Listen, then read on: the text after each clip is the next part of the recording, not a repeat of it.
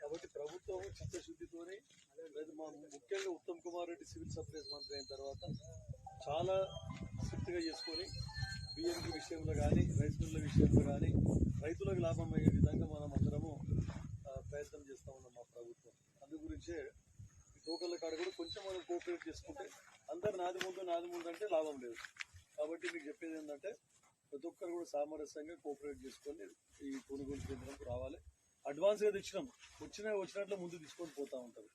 కాకపోతే నాది ముందు నీది ముందు అంటే అందరిది వెనుక పడిపోతుంది. కాబట్టి ఇక ప్రభుత్వము ప్రతిష్టాత్మకంగా 48 గంటల్లోనే పైసలు వేస్తామని చెప్పి 48 గంటలని మీరు అంటారు రాగో మొన్న వేసేసినాం 48 గంటలు అయిపోయింది ఇంకేడు వస్తున్నాడు.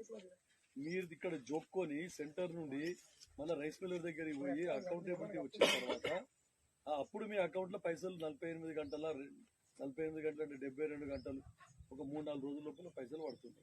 కొంతమంది తొందరగా పడచ్చు, కొంతమంది లేట్గా పడచ్చు. ఇప్పుడు జమ్మికుంటకు పోతే అడిగిన నాకు సార్ మనది యాసంగిది ఇంకా ఇది బోనస్ పడలేదు సార్ అని చెప్పేసి అప్పుడే అమ్ముకున్నా అందుకే ఇంకా రాలేదని చెప్పేసి పిఎస్ ఫోన్ చేసి